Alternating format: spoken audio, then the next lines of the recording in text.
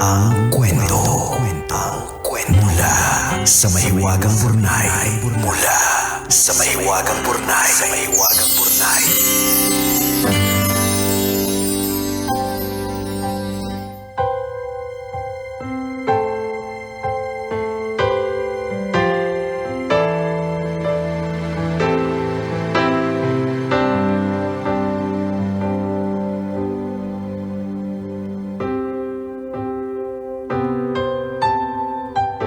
Dear kumikinang na tambalang Nicole Yala at Diego Bandido.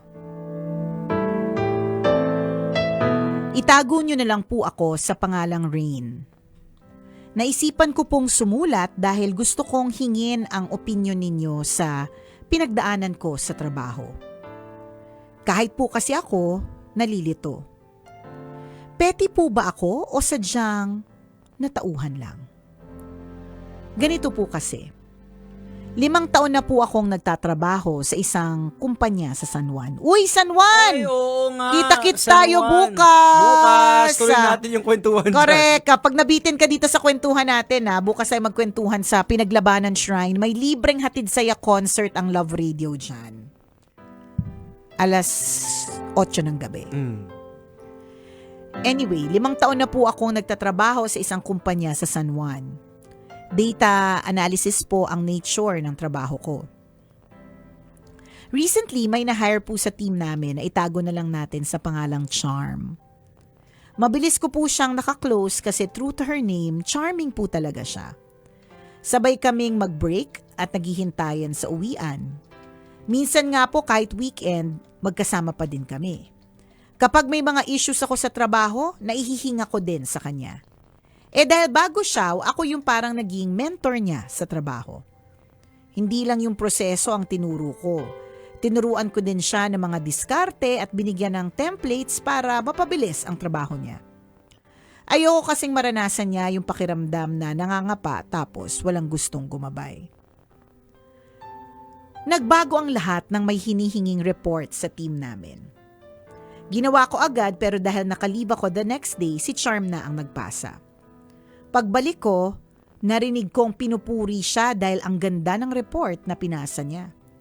Napatingin ako sa kanya pero hindi niya sinabing ako yung gumawa.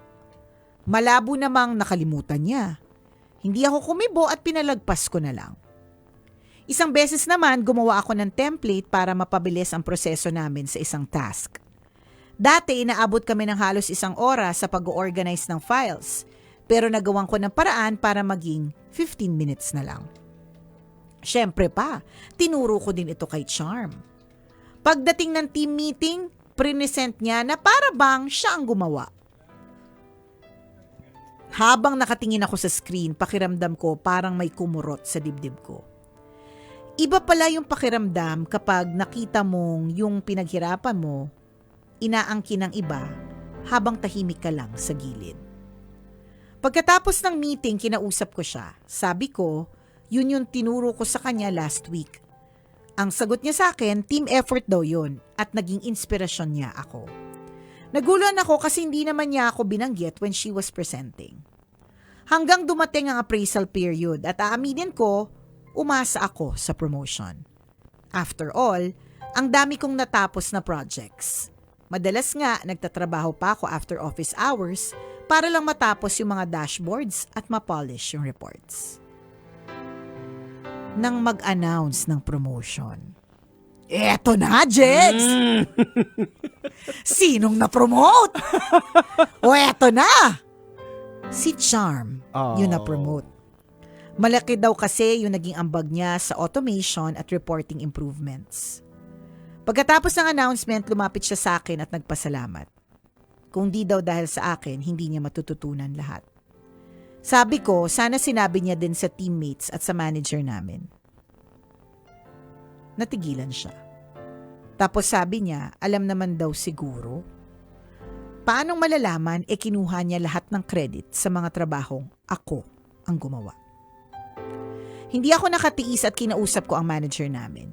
Sabi ko, hindi ko naman gustong bawiin ang promotion ni Charm. Pinakita ko lang yung timestamps na mga trabaho kong inangkin niya. Sabi ko, gusto ko lang maging visible din yung mga contributions ko. Gumaan ang pakiramdam ko after kasi sa unang pagkakataon na ipagtanggol ko ang sarili ko. Tambalang kumikinang, tama po ba yung ginawa ko? O dapat po bang pinalagpas ko na lang? Salamat po sa inyong payo. Ang inyong kumikinang na tagapakinig. Rain.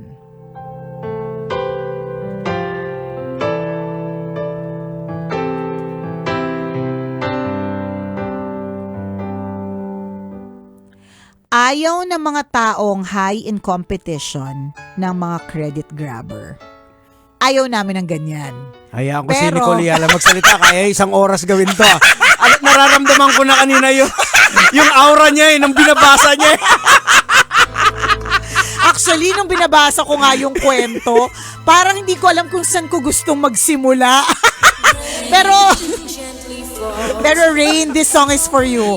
Kung naabutan mo yung kantang to, malamang scheduled ko na for an executive check-up. Wait lang, ang daming tumatakbo sa isip ko. Alam mo ba itong kantang to, Rain? Pakinggan natin.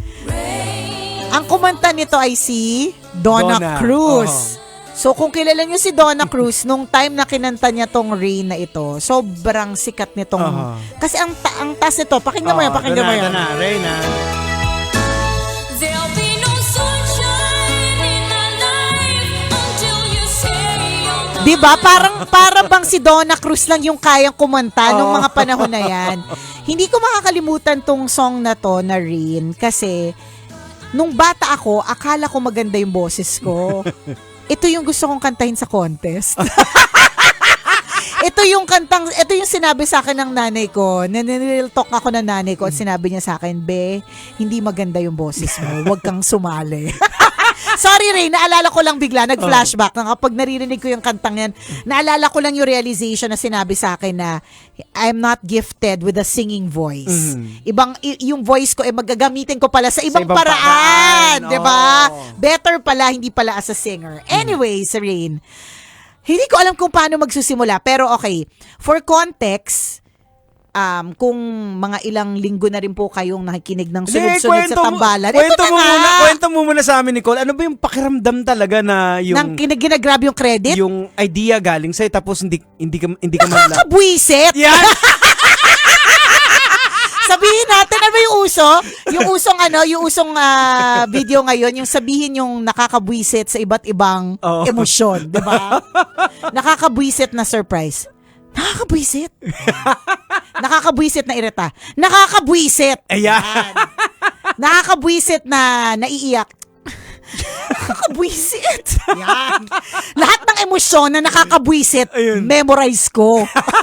Basic. Basic para sa akin yan. Bakit? Kasi for context, kung ilang linggo ka na nakikinig sa Tambalan segment, na ikwento na po namin ni Diego Bandido na ako po ngayon ay isang certified Gallup strengths coach. Yes. So, ang strengths coach, ang ginagawa niya po ay pinapadiscover niya yung mga strengths sa mga tao through a test na they will take. Yun. So, dun sa test na yan, ang top 2 strength ko po ay competition. So, para sa mga taong may competition, ayaw po namin ng mga credit grabbers. Yan. Ayaw po namin ng mga credit grabbers. Nakakabwisit kasi pag nakikipag-compete ka or gusto mong ipakita na magaling ka din talaga, 'di ba? Syempre dapat sa iyo nang galing 'yun, hindi sa iba. Pero I'm also high in harmony. Number 1 strength ko ang harmony. Harmony. Oo, feeling ko itong si Rain, both may competition at merong harmony. Doon sa mga unang parte na parang tinitiis-tiis niya na, sige lang, go lang, wag mo akong i-mention, wag mo akong i-credit sa mga itinuro ko sa'yo. Kaya lang, nandun na sa part na na siya, na hindi siya na-promote, doon na nagalit yung competition niya. Doon na ngayon. The more na kinakailangan mag one-on-one kayo. Sa San Juan. Oo, mag one-on-one tayo sa San Juan, di ba? Mura lang ang rate ko, Rain, di ba? So feeling ko, her competitive side ang nagsabi na, ay hindi, wag tayong pumayag na siya yung na-promote, she takes all the credit, di ba?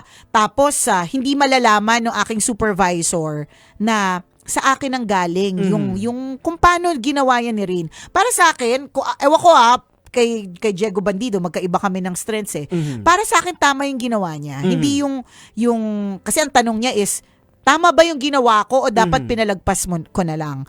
Para sa'yo, for your peace of mind, tingnan mo anong pakiramdam mo pagkatapos. Hindi ba't nakahinga ka ng maluwag? Kahit na hindi bawiin yung promotion, 'di ba? The fact na you were able to state your contribution with timestamps is enough for you. Kasi para sa'yo, panalo ka na rin doon. At para sa akin, walang mali doon sa ginawa mong yun. Dapat lang. Dapat lang din talaga. Pero on the other hand, itong si Charm, hindi ko alam kung bait-baitan lang siya. Kasi may mga ganyan eh.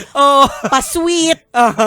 Na akala mo, hindi makabasag pinggan. Ang lambot lagi ng boses. Tapos Correct. matinis na. Para bang laging lambing, yung para bang ilongga, yung malambing, yung gano'n, yung para bang, basta yung mga gano'n, tapos pa ilalim tumirada, Tapos- nakakabwisit. Nakakabwisit, may mga ganun talaga. Si Charm, hindi ko alam, etong friendly niya to, kung ganun siya, kung, Ganun ba siya? di ko rin alam kung sinasadya niya o hindi niya sinasadya. Sino ba? Si Charm. Si Charm! Ito. Yung sa Bornay. Okay. Balik tayo kay Charm. Kay Charm naman talaga. Wala naman iba. Oo, Diba? kaya nga. Kasi pwede kasing sinasadya niya, maang-maangan lang siya. Parang, Hindi ko Hindi ko alam eh. Para naman Para naman sa lahat, diba? It's for the team effort. Hindi ko alam kung alam niya or hindi niya alam. Siya naman ang makakapagsabi nun eh. She can always deny it. Pwede niya naman talagang i-deny. Di ba, totoo naman din, in all fairness to Charm, totoo naman din, it's for the team. Totoo naman din yun. Kaya lang, meron talagang part na, consider mo naman na ang nagturo sa'yo. Di ba? Actually, it's a Bible principle din eh. Kinonfront kasi ng mga Pharisees si Jesus Christ na halimbawa. Spell muna Pharisees. Basta.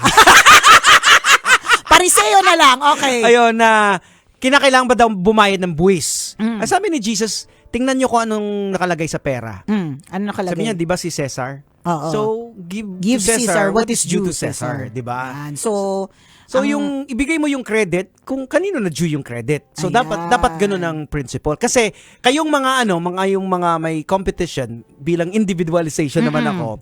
Ang nakikita ko kasi na you don't need na kinakailangan kumbaga ma-acknowledge lang kayo and that's correct. it. That's a win for us. And it's a win for you guys na halimbawa yung tinuruan ninyo tumaas Correct. din. Kasi part ng competition yan eh. True. Na parang you feel good about it. Pero yung Tama. the moment na na hindi in-acknowledge na meron kang ginawa for doon na it. nagko-collapse yung lahat. Doon na. Nanililim na yung paningin nyo. Correct. Doon na kami nabubwisit. Nakakabwisit. So, dahil dyan, iba-iba yung pwede maging reaction sa totoo lang. And your reaction, if that's your strength or if that's who you are, is a normal reaction and you did what is right. Ako, tsaka nakikita ko yung ginawa mo, maganda yun. Kasi unang-una, hindi ka lumalabas na bitter. Sinasabi mo lang yung facts. Correct. I-state mo lang na eto, hindi ko naman hinahabol yung ano talaga. Pero But at least, just to it's a let you know. heads up din yun sa company na Tama. yung kinuha pala nilang tao is may ganitong way na hindi talaga yung idea galing sa kanya. Correct. So Kasi, the next time na mag-consider sila ng somebody for Oo. promotion, nasa picture ka Oo. na. Kasi definitely, pinromote siya kasi akala ng management na galing lahat yun sa kanya. Yung mga ganong idea. Nagkataon lang siguro na ikaw kasi tahimik na worker ka Oo. lang. May mga ganun na hindi nagsasalita, give lang ng give ng everything. Oo. Kasi mukhang ikaw yung ganun Isipin mo, inayos mo yung mga processes, Oo. ginawa mo mas madali. Ikaw yun Tingin ko may isa sa mga strength mo is developer ka rin din. Pwede, di ba? Nandun na sa baba. Dinedevelop mo si Oo. dinedevelop mo si Charm correct. ganon. Biglang nasagi ng yung competition. Oo. Ay, teka lang. Teka lang hindi mo man lang ako in-acknowledge. Ako Oo. itong nag-develop sa'yo. Correct. May mga ibang tao na it's who you are, I think. Oo. Hindi ko masasabing mali ito dahil wala namang mali talaga sa'yo. So, ang mahalaga dito is nagawa mo naman na. Wag mo na, ako para sa akin, to end this, kasi masyado mahaba na tayo dahil tama si Diego, kaya ko itong pag-usapan ng isang oras. to end this discussion, tapos na siya. nasabi mo na, Oh, sinabi mo na yung peace mo eh. nasabi mo na yung peace Kaya nga mo. may peace ka. 'Di ba? At may peace ka na ngayon. So let it be that way. And I hope, we also hope na si Charm naman will also understand the lesson behind what happened. Oo. Si mahirap naman din talaga. Pero maaari din namang, Rain ha, kailangan mo rin naman ding i-consider itong truth na ito.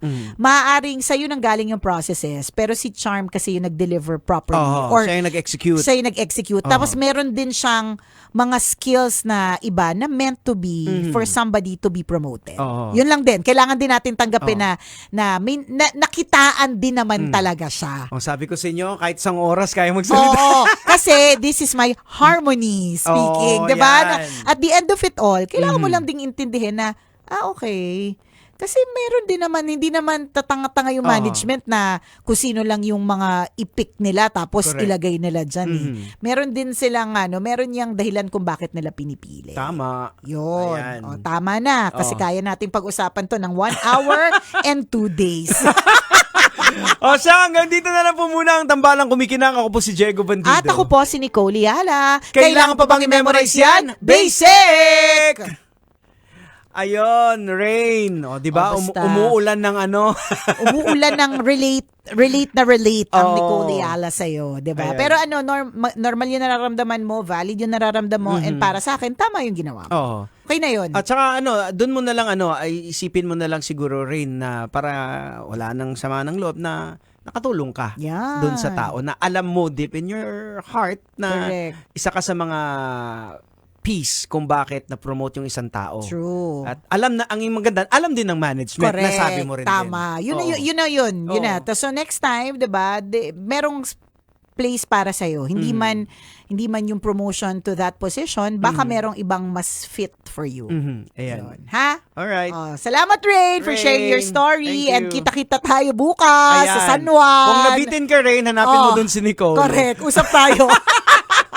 Pinaglabanan Shrine 8 p.m. kasama ang bandang Naiba, Ayan. Jojo Mendres at ang bandang AGs! Ayan. Bye!